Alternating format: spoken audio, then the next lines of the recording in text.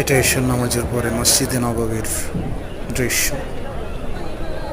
মানুষ আর মানুষ, চারপাশ একদম ভরা,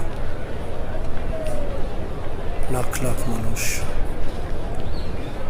এখানে বর্তমানে হজ এবং উমরা দুই শ্রেণীর মানুষই আছে। এমন দৃশ্য দেখলে আসলে চোখ জড়িয়ে যায়।